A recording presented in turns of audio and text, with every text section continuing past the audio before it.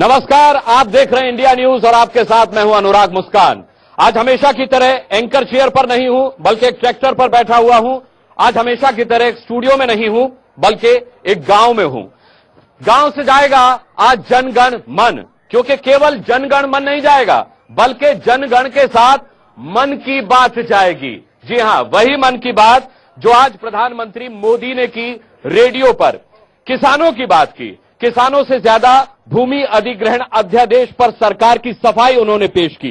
तो इससे बेहतर कुछ नहीं हो सकता था कि किसानों की बात की प्रतिक्रिया खुद किसानों से ली जाए। आज के मेरे मुख्य मेहमान देखिए, किसान खुद हैं। एक बार जोरदार तालियां बजाइए, क्योंकि हम ग्रेटर नोएडा के भट्टा परसौल गांव में हैं। भट्टा परसौल गांव किसी परिचय का मोहताज नहीं है।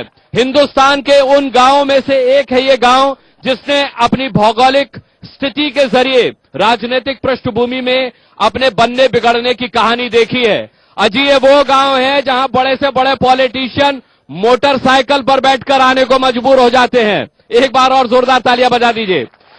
तो भट्टा परसौल की ये जनता, यहाँ के किसान आज के हमारे खास मेहमान हैं। हम इनसे पूछेंगे तमाम सवाल जो इनके मन में उठ रहे हैं और उनके सवालों का जवाब देने के लिए हमारे साथ एक्सपर्ट्स के तौर पर यहां मेहमान हैं। भारतीय जनता पार्टी से अनिला सिंह हमारे साथ हैं, खाट पर बैठी हैं, गांव आई हैं। हम जानेंगे इनसे कि आज नरेंद्र मोदी ने जो मन की बात की वो किसके मन की बात थी। हमारे साथ राजीव त्यागी जी हैं कांग्रेस से। बहुत बहुत स्वागत है राजीव जी आपका। बहुत बड़े और जाने माने किसान नेता मनवीर तेवतिया हमारे साथ हैं। मनवीर तेवतिया जी का अपना ही एक अलग मॉडल है जो मोदी मॉडल से किसानों के लिए अलग प्रावधान सुनिश्चित करता है। हमारे साथ चौधरी साहिब सिंह है, समाजवादी पार्टी के नेता। बहुत बहुत स्वागत है चौधरी साहिब सिंह जी आपका। हमारे साथ भूपेंद्र चौधरी हैं, आरएलडी के नेता। भूपेंद्र जी बहुत बहुत स्वागत है आपका। हमारे साथ सत्यपाल चौधरी कुछ ही देर में आएंगे। सत्यपाल चौधरी आ चुके हैं, माफ कीजिएगा। सत्यपाल चौधरी जी हमारे साथ है, किसान नेता। तो आइए शुरू करते हैं जनगण मन। और चूंकि मैंने कहा कि आज के जनता, ये जो आज हमारे साथ किसान भाई बैठे हैं, ये हमारे सबसे बड़े आज के मेहमान हैं। तो सबसे पहले हुक्का गुड़गुड़ाते चचा लोगों से मैं पूछूंगा, बताइए चचा, सबसे पहले मोदी ने किसके मन की बात की है? आपके मन की बात की है या अपने मन की बात की है? आज जी ने केवल अपनी सरकार और अपने मन की बात की है, सरकार की भी नहीं की, न जनता की, सिर्फ अपने मन की बात की है। किसके मन की बात की चचा मोदी ने आज? उन्होंने बिल्कुल नहीं, भारत सेवक के नाते उन्होंने किसानों की कुल्हाड़ी गर्दन पर चलाई है। किसानों की गर्दन पर कुल्हाड़ी चलाई है। क्या आपको भी लगता है किसानों की गर्दन पर कुल्हाड़ी चलाई है?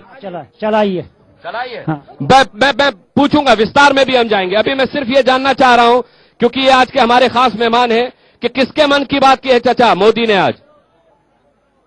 अपने मन की करी है, उन्होंने अपने मन की कर रहे हैं। वो किसानों की कोई हमदर्द नहीं करी। सर, जब हमारी जमीन चली जाएगी तो हमारे बच्चे क्या खाएंगे? मुआवजा मिलेगा ना? 4 गुना ज्यादा मोदी ने कहा मिलेगा। और इंडस्ट्रियल कॉरिडोर के लिए अगर जमीन देंगे तो घर से एक सदस्य को नौकरी भी मिलेगी। जमीन नहीं देना चाहते। अच्छा ठीक है, बैठिए, गुस्से में मत आइए, बैठिए बैठिए बैठिए। अनिला सिंह जी हैं तमाम सवालों के जवाब देने के लिए। किसके मन की बात की मोदी साहब ने? मोदी ने अपने मन की बात कही है। अपने मन की? आपके मन की नहीं की? नहीं कही। हमारे 4 बालक है तो 4 रन की नौकरी कहाँ से आवेगी? वो तो एक को कह रहे हैं। मोदी ने अपने मन की बात करी है, किसानों के नाड़ों पे आरा चलाया। ठीक है साहब, तो कुल मिलाकर के अनिला जी आपके लिए एक बहुत बड़ा सवाल तैयार हो गया है कि क्यों लगता है यहाँ के किसानों को कि मोदी ने सिर्फ अपने मन की बात की है, किसानों के मन की बात नहीं की? आप बोल सकती हैं, आपके लेपल लगा।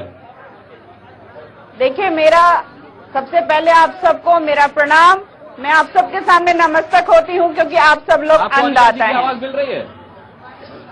मैं माइक भी लगाता हूँ, बोलिए। देखिए, मेरे ख्याल से जो अध्यादेश आया है, जिसको एक बिल के रूप में भारतीय जनता पार्टी भारतवर्ष में लेकर आना चाहती है, उसको लेकर मेरे ख्याल से जितने भी किसान भाई हैं मेरे, कुछ समझने में फर्क आ रहा है। ये अध्यादेश ऐसा है जो किसान विरोधी नहीं है, किसानों के पक्ष में है। अगर मैं बात करूं तो 120 साल से जो लैंड एक्विजिशन एक्ट चल रहा था इस देश में, उसने किस प्रकार से किसानों का शोषण किया है ये आप भी जानते हैं अच्छी तरीके से और मैं भी जानती हूं। 2013 के अंत में कांग्रेस चेती और उनको लगा 2014 में जो है हमारा सफाया होने वाला है, तो 10 साल से जो सत्ता में थी उन्हें किसानों का होश नहीं आया था। अचानक वो बहुत बड़ी किसानों की हिमायती बन गई और ये एक्ट लेकर आ गई और सारी जितनी राजनीतिक पार्टी थी उनको दबाव में लेकर आ गई, क्योंकि 2014 में लोकसभा का चुनाव था। मोदी जी जो खुद एक जमीनी नेता हैं, आम आदमी का, चाहे वो मजदूर हो, चाहे वो किसान हो, चाहे कोई भी गरीब इंसान हो, उसका दुख समझते हैं, उसकी परेशानी समझते हैं। ये सारी चीजें दिमाग में रखते हुए कि किसान जो आज एक छोटी छोटी जमीनों पे खेतीहारी करता है, उसकी उतनी ईल्ड ही नहीं हो पाती है जिससे वो अपना घर परिवार चला सके। कोई प्राकृतिक आपदा आ जाती है तो वो बिल्कुल सुसाइड करने, आत्महत्या करने पे उतारू हो जाता है। तो वो सारी चीजें इस प्रकार से करना चाहते हैं जिससे कि किसानों का भी भला हो, इस देश का भी भला हो। इसको लेते हुए अगर आपके मन में कोई भी मन चाहे कि यह अध्यादेश जो है आप लोगों के अगेंस्ट है, आपके खिलाफ है, मैं आपके सामने बैठी हुई हूँ, आपके हर प्रश्न का उत्तर देने को तैयार हूँ। वैसे अनिला जी, इन लोगों को, किसानों को प्रधानमंत्री की बात समझ में नहीं आई, आपको लगता है आपकी बात समझ में आएगी? मैं आपके सामने बैठी हुई हूँ। अगर आपको ये लगता है कि ये अध्यादेश जो है किसान विरोधी है तो आप मुझसे पूछिए, मैं आपके हर सवाल का जवाब देने के लिए तैयार हूँ कि किस प्रकार से ये किसान विरोधी नहीं है, किसान के हित में है, इस देश के हित में है। तेवतिया जी, जब किसानों की इतना हित का ख्याल रखने वाला प्रधानमंत्री आ गया है, मन की बात भी उसने कर डाली है, तो अब आपकी शिकायत क्या है? क्या नहीं समझ में आया आपको? एक चाय वाला क्या जाने किसान की बात। ये क्या बात हुई? क्यों नहीं समझ सकता एक चाय वाला किसान की बात? इसलिए नहीं समझ सकता कि वो ये तो समझ सकता है कि चाय कहां महंगी बिकेगी, होटल पे महंगी बिकेगी। तेवतिया जी, हास्यास्पद बात है, अब चाय वाला प्रधानमंत्री हो चुका है देश का, उसे देश चलाने की जिम्मेदारी इस देश की जनता ने दी है। देश चलाने की जिम्मेदारी जरूर दी है, ये जनता से भूल हुई है।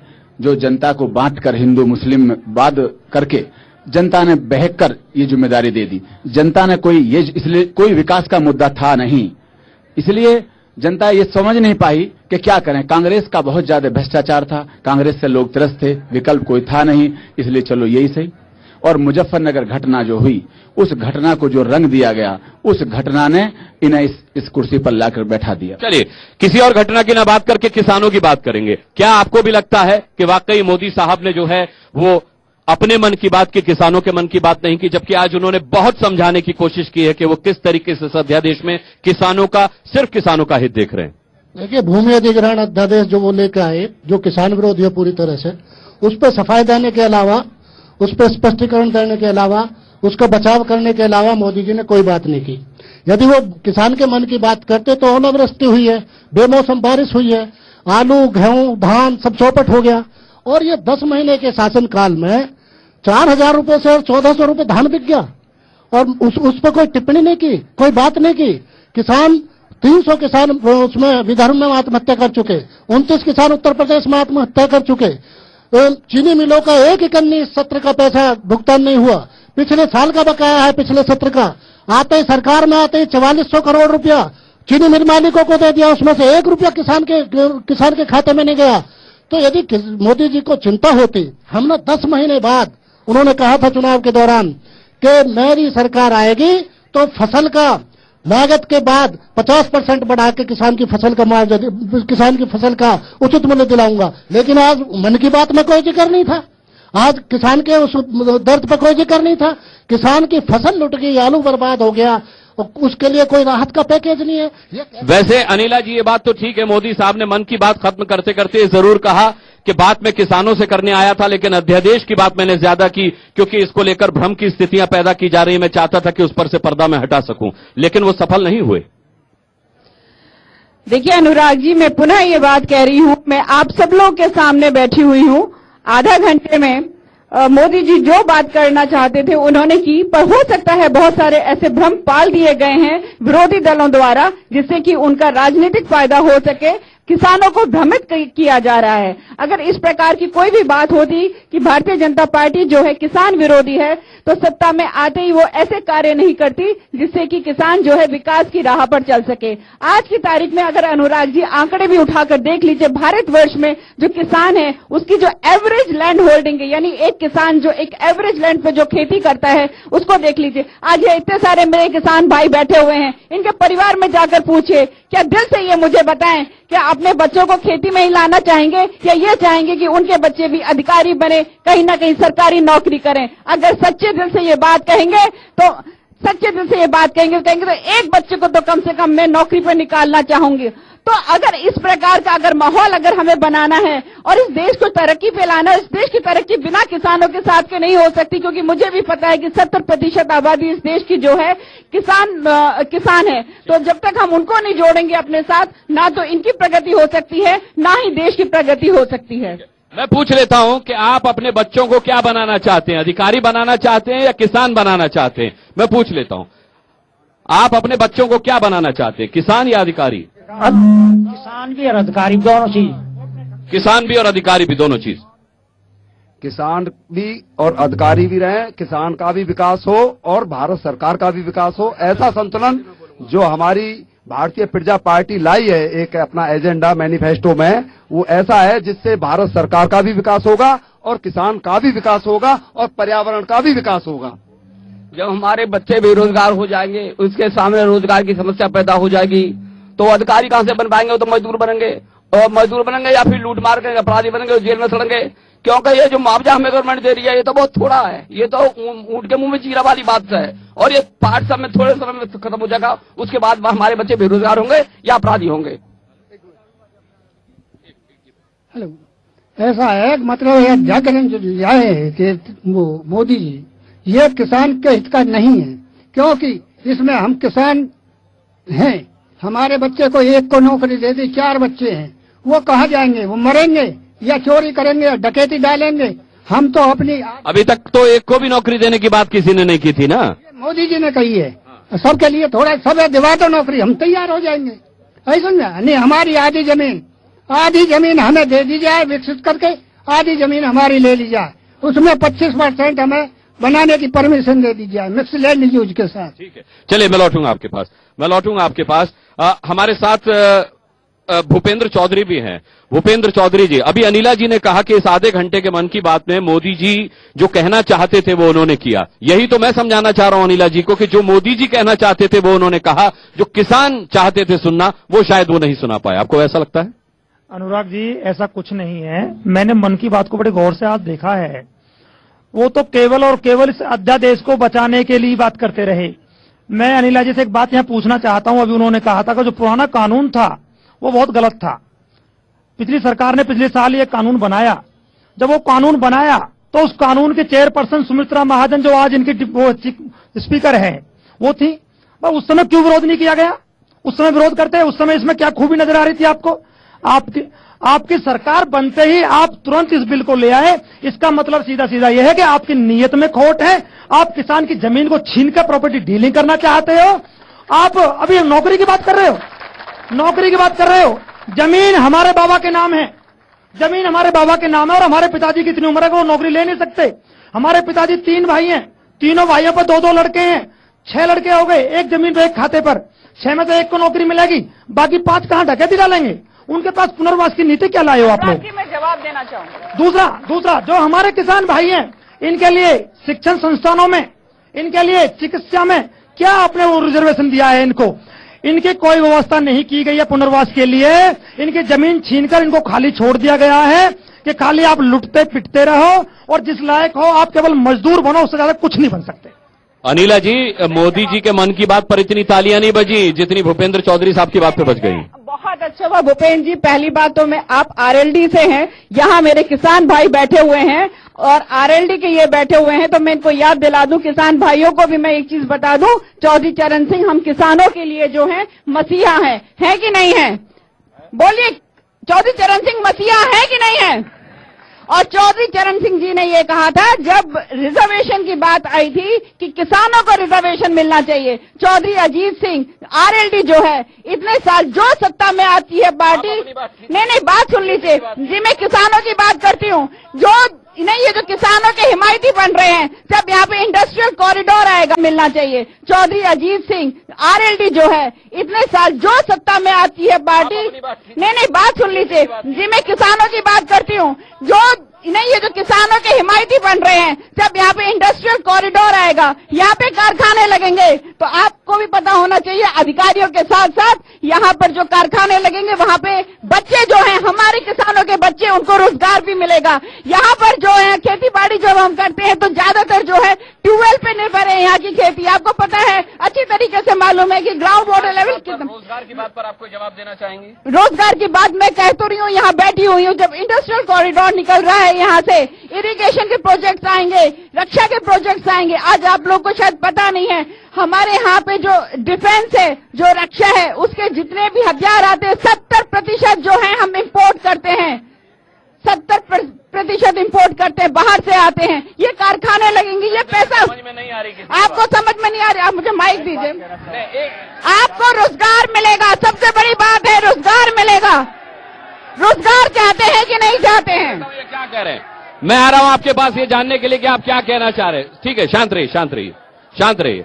क्या कह रहे हैं आप? कंपनियां कभी भी लोकल लोगों को नौकरियां नहीं देती। यहाँ जितनी भी फैक्ट्रियां हैं, इंडस्ट्रियल है, किसी भी लोकल आदमी को नौकरी नहीं मिलती, उनको बाहर का रास्ता दिखाया जाता है। एक परिवार में 4 भाई हैं, 4 भाई किसी लोकल फैक्ट्री में यहाँ पे नहीं होंगे, किसी में भी उद्योग नहीं है। किसान प्लॉटिंग यहाँ, और मोदी जो तानाशाह है बिल्कुल। यहाँ जो जितने भी हो रहा है प्लॉटिंग है, मकान बनेंगे, क्या खाएंगे, किसमें नौकरी करेंगे हम, क्या बच्चे खाएंगे हमारे? देखिए श्रीमान जी, राष्ट्रहित सर्वोपरि, प्रथम राष्ट्रहित, उसके बाद अन्नदाता सुखी भव, जो उन्होंने खुद संसद में खाना खाते टाइम कहा। उसके बाद सरहदों पर जो हमारे रक्षा कर रहे हैं जवान, वो सुरक्षित होने चाहिए, और हम इसी राजनीति के चक्कर में कहीं देश को पीछे न ले जाएं। और अन्य देशों की क्या स्थिति आज की डेट में हो रही है, वो हिंदुस्तान को किस नजर से देख रहे हैं, तो ये आवश्यक है कि देश को सुरक्षा की खातिर सारे राजनीतिक दलों को इकट्ठा होकर देश के विकास का ध्यान देना चाहिए, न कि केवल एक पॉलिटिक्स करें और केवल राजनीतिक भेदभाव में। कौन कर रहा है? कांग्रेस ने की या बीजेपी कर रही है? सारी पार्टियां केवल स्वार्थ हित में ये सारे काम करती हैं, और उनको ऐसा करना चाहिए जिससे राष्ट्र का उत्थान हो और हम अन्य देशों से सुरक्षित रह सकें। पहले तो जमीन जो उद्योग के नाम से ली है, उस पे आवासीय बनाए हैं, प्लॉट बनाए हैं और व्यापार किया मनमाना। फिर जो लगभग 22 साल से और 40 साल के बीच में किसान हैं, जो किसान का काम जानते हैं, ट्रैक्टर चलाना जानते हैं, ईख की ये पता है कब बोई जाएगी, कब कटेगी, गेहूं का पता है, मक्का कब कटेगी, कब बोई जाएगी। जो इतने बड़े ज्ञान को लेके घूमता है, यदि वो फ्लैट में या उसमें चले जाए, उसे कहाँ काम मिलेगा, क्या करेगा? और सुनो, ठीक है, मैं आऊंगा, लौटूंगा आपके पास। इंडस्ट्रियल कॉरिडोर नहीं चाहते आप लोग? हम तो जो नॉन कॉरिडोर इंडस्ट्री है।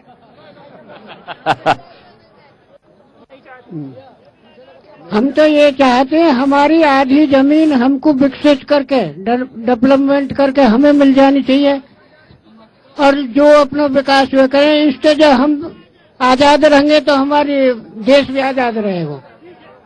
ठीक है, मैं समय समय पर आता रहूंगा आप लोगों के पास।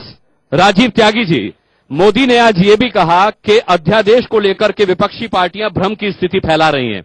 उन्होंने ये भी कहा कि 120 साल पुराने कानून पर विपक्षियों ने तो राज किया और हमको घेर रहे हैं।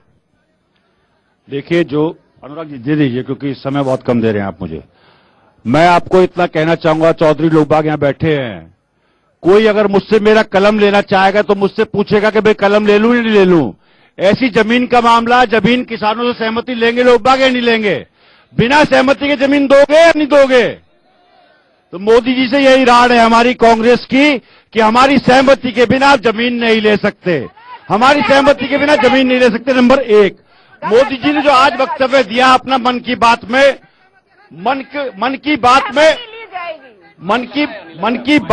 निश्चित रूप में उन्होंने ये कहा, मन की बात में जिस तरह से झूठ बोला उन्होंने और पार्लियामेंट में ऑर्डिनेंस लेके आए, उसके विपरीत उन्होंने आज बोलने का काम किया। मैं आपसे सिर्फ इतना पूछना चाहूंगा, ये किसान भाई बैठे हैं, किसान का बच्चा जवान जब सीमा पे सुरक्षा करता है तो वहां भी काम करता है, देश को अन्न खिलाने का काम करता है। तो मैं सिर्फ ये कहना चाहूंगा, किसान हमारी शान है, मानवता की पहचान है। दूसरी बात मैं कहना चाहूंगा, जो ऑर्डिनेंस हम बिल लेके आए 2013 में, भट्टा पारसौल की धरती पे आकर के राहुल गांधी जी ने उस ऑर्डिनेंस को बनाने का काम किया, उस बिल को बनाने का काम किया। और उस बिल के बाद एक बात हुई कि किसानों की सहमति के बिना कोई जमीन नहीं ले सकता, किसानों को दुगना चौगना मुआवजा मिलने की बात हुई। तो मैं ये पूछना चाहूंगा, मोदी सरकार बिना सहमति के जमीन क्यों लेना चाहती है और कॉर्पोरेट घराने की बात क्यों करना चाहती है, उद्योगपतियों की बात क्यों करना चाहती है।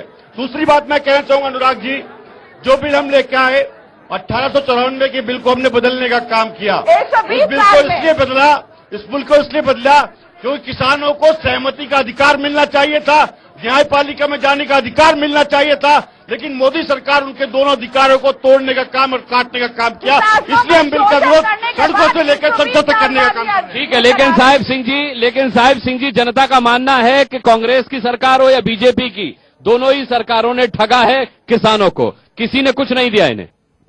अनुराग जी, देखिए ऐसा है, महाभारत भी जमीन की लड़ाई को लेकर हुआ था। कृष्ण जी ने कौरवों से कहा था कि पांडवों को 5 गांव दे दो, लेकिन दुर्योधन ने कह दिया कि सुई की नोक के बराबर भी जमीन नहीं देंगे। दुर्योधन ने कहा था, ये जो भूमि का झगड़ा, जो भूमि अधिग्रहण का झगड़ा जो बीजेपी की सरकार नरेंद्र मोदी ने शुरू किया है, ये लड़ाई यहां रुकने वाली नहीं है। इसमें नरेंद्र मोदी दुर्योधन होगा, ये हम स्पष्ट करना चाहते हैं। जहां तक सवाल है इस देश की राजनीति का, इस भारत के लोकतंत्र में गरीब आदमी, आम आदमी और किसान की वोट से राज बनता है, लेकिन वोट किसान का, वोट आम आदमी का, वोट गरीब आदमी का, लेकिन जब सरकार बन जाती है तो सरकार बनने के बाद वो सरकार हिमायत करती है पूंजीपतियों की और उद्योगपतियों की। ये इतिहास इस देश का है। इसके अलावा मैं एक बात और कहना चाहता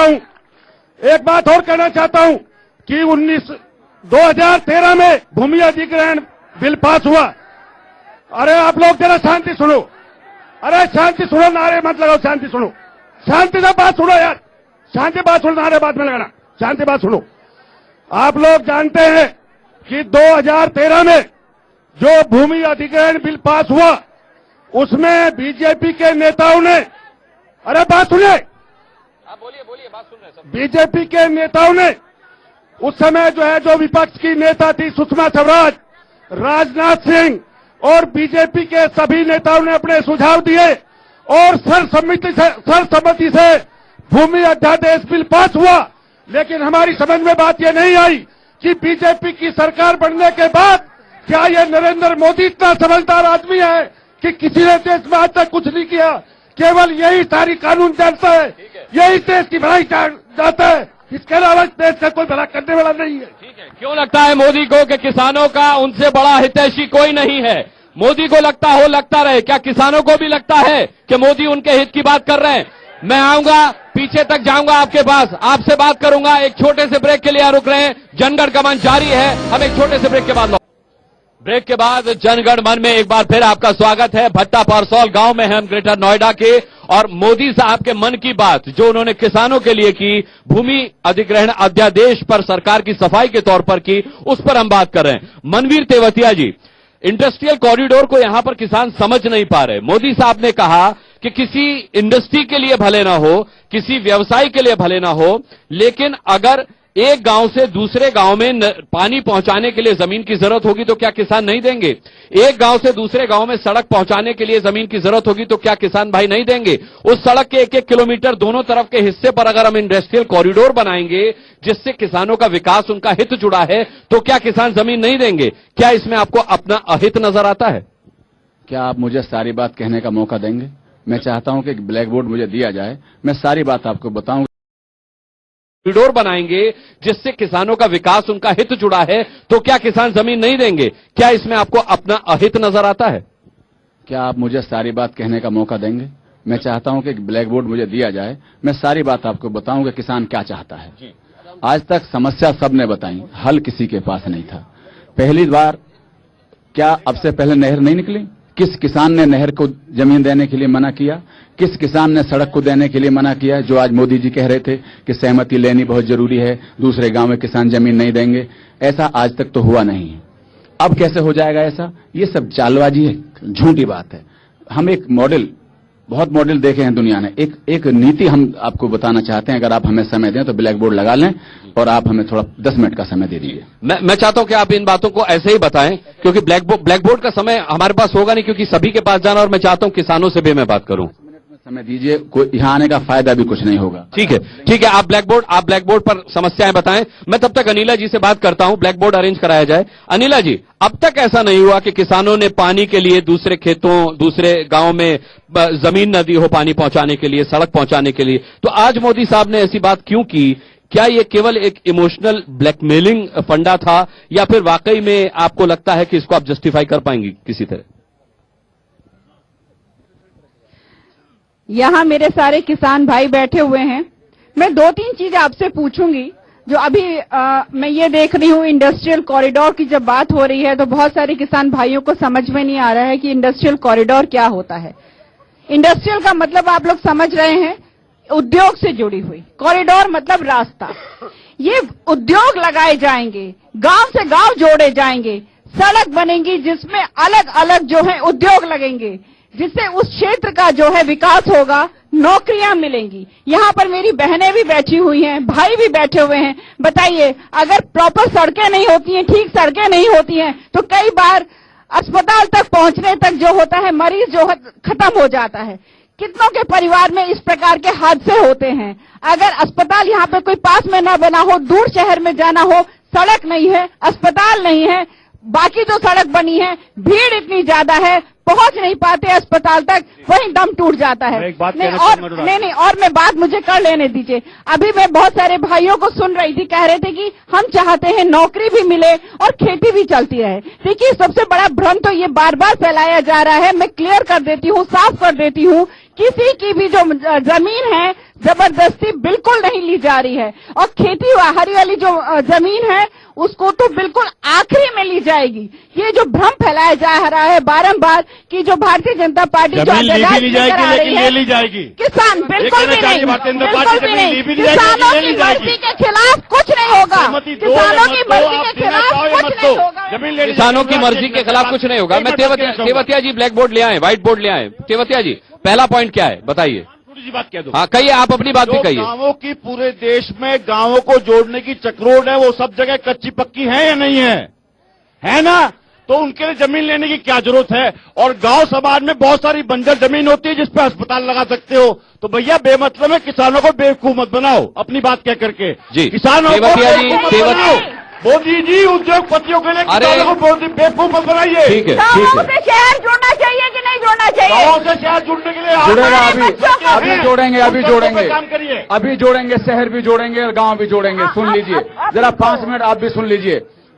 सहमति देखिए, 2013 में कानून बना, कांग्रेस ने बनाया कि 70% सहमति, 80% सहमति लेगी सरकार। सुन लीजिए जरा, पूरे हिंदुस्तान में कोई कानून ऐसा नहीं है जिसमें 70% लोग अगर कह दें तो 30% लोगों को फांसी दे दी जाए। पूरे हिंदुस्तान में कोई ऐसा कानून नहीं है। और अभी एक कानून और है किसानों के लिए कि 70% अगर फसल मरी हो तब बीमा मिलेगा। सारे किसानों के कानून हो रहे हैं सहमति के आधार पर। क्या कोई नीति ऐसी नहीं बन सकती जिसमें 100% किसानों की सहमति ली जा सके? क्या इस दुनिया में कानून बनाने का इतना अभाव है? 302 कानून है। अगर इस कानून में 70, 1 मिनट, अब मेरी पूरी बात हो जाती है, अब प्लीज मेरी बात सुन लीजिए। गाँव में जो किसान रह रहे हैं 40% लोगों पे भूमि है, आप पहले हमारी बात लोगों पे भूमि भी नहीं है, वो बता रहे हैं। लोगों की बात भी हमने बात की थी अपने, वो बताएंगे में। आप 1 मिनट रुकिए, आप बैठिए प्लीज। देखिए ऐसा मत करिए, आप मेहमान हैं हमारे, ऐसा मत करिए। 302 कानून में अगर गांव ये कह दे 70% की सहमति नहीं है तो क्या उसे छोड़ देंगे? लेकिन किसान के लिए ये बात है कि सहमति जरूर लेंगे, लेकिन लेंगे उनकी। और गांव की स्थिति देखिए, अब गांव क्या है, 70% लोगों पर 30% जमीन है और 30% लोगों पर 70% जमीन है। गेहूं का रेट 14 रुपए 50 पैसे और पानी का रेट 20 रुपए की बोतल। पिछले 40 साल से जब से चौधरी चरण सिंह गए हैं इस दुनिया से, अनिला जी का जवाब, जब से चौधरी चरण सिंह दुनिया से गए हैं तब से आज तक किसान का रेट नहीं बढ़ा। ब्लैक बोर्ड पे जितनी बातें लिखी जा रही हैं एक एक का जवाब दे सकती हूँ। मैं खुद किसान परिवार से हूँ। देना देना देना, बीच में इस्तेमाल मत करिए।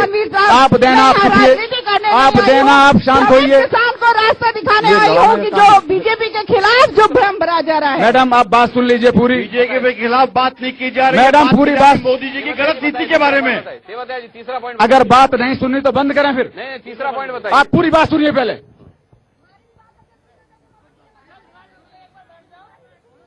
अब बात आती है, देखिए कांग्रेस ने जो कानून बनाया उसकी बात करता हूं मैं।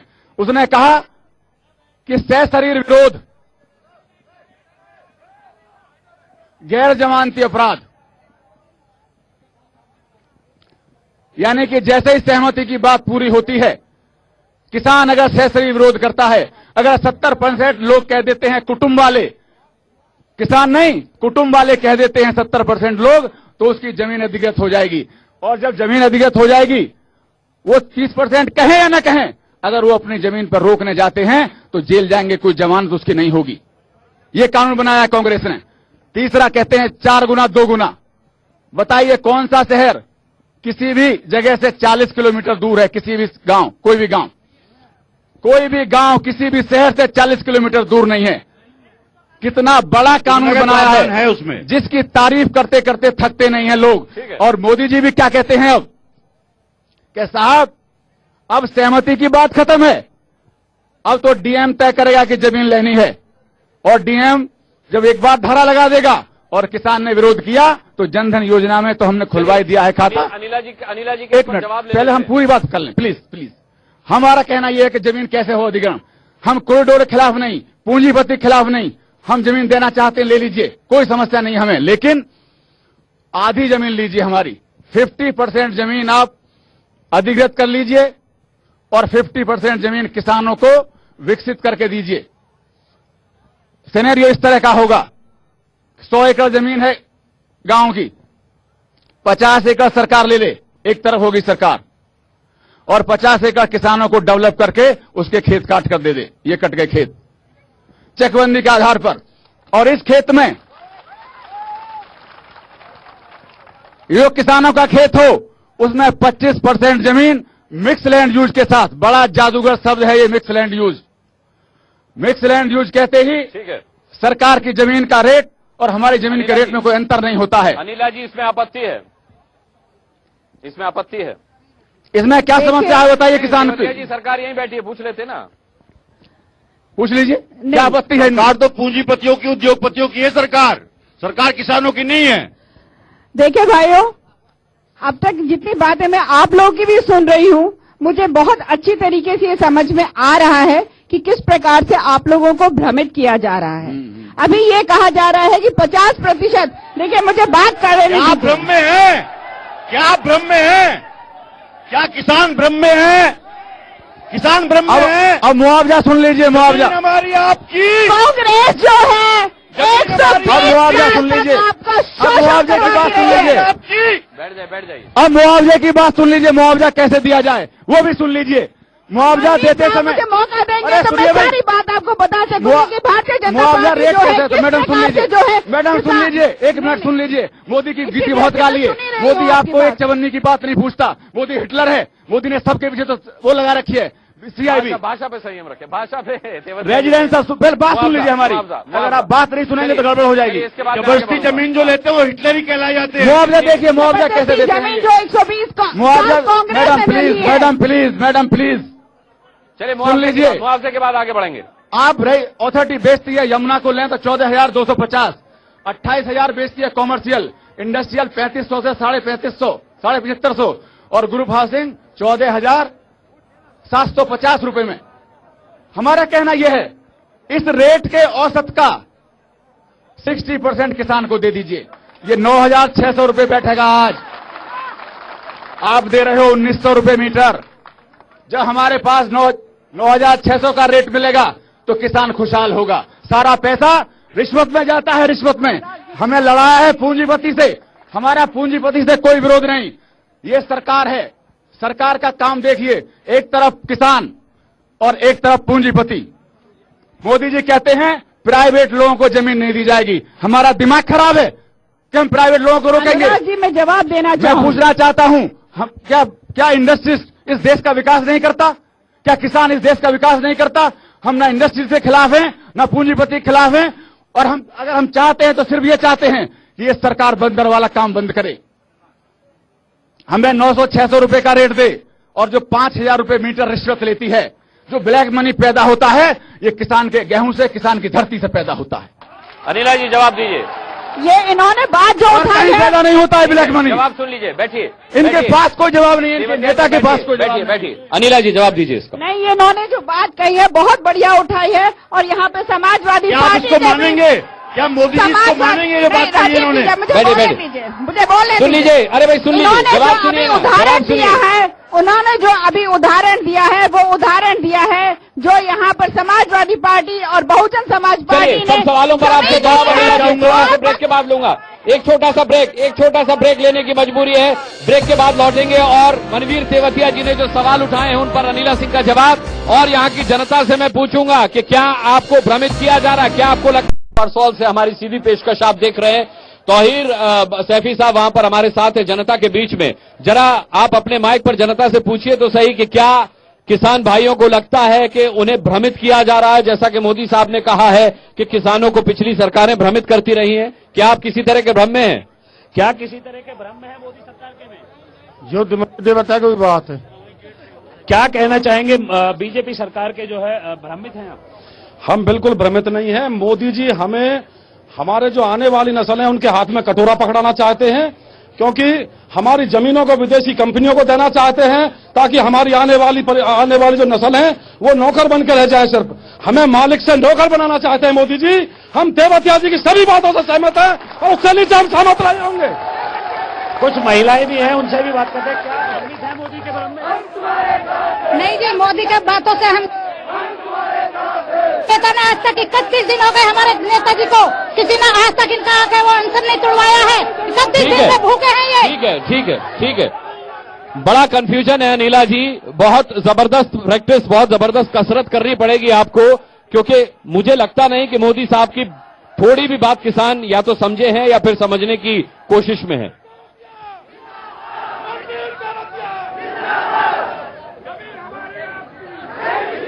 किसान भाइयों, मैं आपसे केवल एक बात कहना चाहती हूँ। यहाँ पे मेरी बात आप ध्यान से सुन लीजिए। ये भारतीय जनता पार्टी जो लैंड एक्विजिशन एक्ट लेकर आना चाह रही है, वो किसान विरोधी नहीं है, वो किसान के फेवर में है, आप लोगों के फेवर में है, आप लोगों के हित में है। नंबर 1, आप सुन लो। अगर सुनोगे नहीं तो पता कैसे चलेगा? जी किसानों के हित में नहीं है। अगर आपका भ्रम नहीं हटेगा, आप गलत बात कर रही है, भ्रामक प्रचार कर रही है मोदी जी की तरफ से। शांत रहिए। आप मोदी जी प्रचार करते हैं, भ्रामक प्रचार करते हैं और झगड़े भी करते हैं। मैं तो यहाँ तक कहूँगा जादूगरी करते हैं, जिसे आप भी करना चाह रही हैं। राजीव जी शांत रहिए। आप लोग की जमीन है, आपकी मर्जी के बगैर आप मर्जी की जमीन लेना चाहेंगे? आप लोग किसान भाई बिना मर्जी की जमीन नहीं देना चाहते। नहीं ली जाएगी। आप लोग के हित में एक काम होगा। क्या अनिला जी सही बोल रही हैं? क्या तेवतिया जी सही बोल रहे हैं? कौन सही बोल रहा है इन दोनों में से? देखिए, बात सही गलत की नहीं है। मैं एक बात रखना चाहूंगा अनुराग जी। देखिए, जमीन के लिए किसान कभी मना नहीं करता। किसान की लड़ाई केवल 2 होती है। एक तो उसको उचित मुआवजा मिल जाए, दूसरा उसका पुनर्वास की क्या व्यवस्था है। 1 मिनट। हमारे यहाँ पे 3 अथॉरिटियां काम कर रही हैं गौतम बुद्ध नगर में। तीनों अथॉरिटियों में किसान सहमति के आधार पर खूब जमीन देना चाह रहा है, एक दूसरे से आगे देना फाइल लेना चाह रहा है, लेकिन सहमति के आधार पर। इस कानून के पीछे आपकी नीयत क्या है? जब किसान मर्जी से जमीन दे रहा है तो इसके पीछे आपकी नीयत क्या है? जबरदस्ती आप छीनना चाहते हो। बहुत बुनियादी सवाल उठाया आपने, मैं इसका जवाब लूंगा। लिखा हुआ है ब्लैक बोर्ड पर, क्या है ये, हमें समझाएं जरा। 1 मिनट।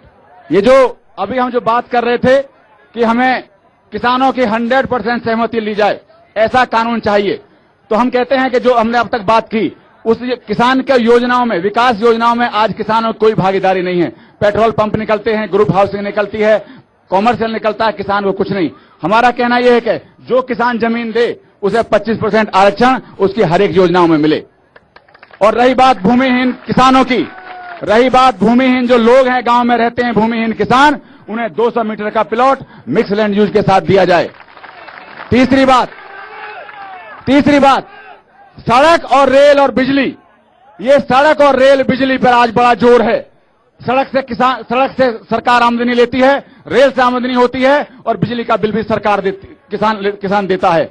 इसमें अगर जमीन ली जाए किसान की तो लीज पर ली जाए और जो मार्केट रेट है उस मार्केट रेट के बराबर प्रीमियम दिया जाए और प्रीमियम का 25% हर साल लीज रेंट दिया जाए।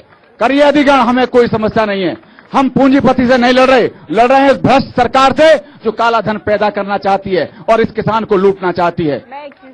अनिला जी, क्या ये प्रावधान नहीं हो सकते इस अध्यादेश में? बड़ी तालियां तेवतिया जी की बात पर बज रही हैं।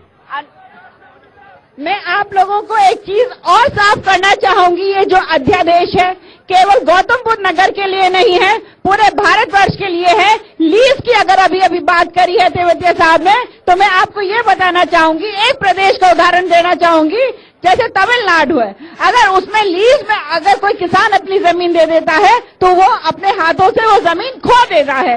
तो पूरे भारतवर्ष का ध्यान रखते हुए, हर एक किसान का ध्यान रखते हुए ये अध्यादेश लाया गया है जो बिल के रूप में आपके सामने आएगा। ठीक है, मोदी जी ने गुजरात का भी आज उदाहरण दिया था, लेकिन मेरे पास इस शो के लिए अब वक्त खत्म हो चुका है। एक बात यहां साफ हो गई कि किसान को न भ्रम में रखा गया और न भ्रम में रखा जा सकता है। किसान जानता है कि उसकी जमीन को लेकर के कौन सियासत कर रहा है, कौन कर चुका है और कौन करने वाला है। हम उम्मीद करते हैं कि सरकार जो भी करे वो किसानों के हितों को ध्यान में रखकर करे। जनगण में भट्टा परसौल के आप सभी किसान भाइयों का बहुत बहुत स्वागत करना चाहेंगे। आज जनगण मन में इतना ही, अगले हफ्ते फिर किसी ज्वलंत मुद्दे के साथ हाजिर होंगे। सभी मेहमानों का बहुत बहुत धन्यवाद हम करना चाहेंगे आज के शो में जुड़ने के लिए।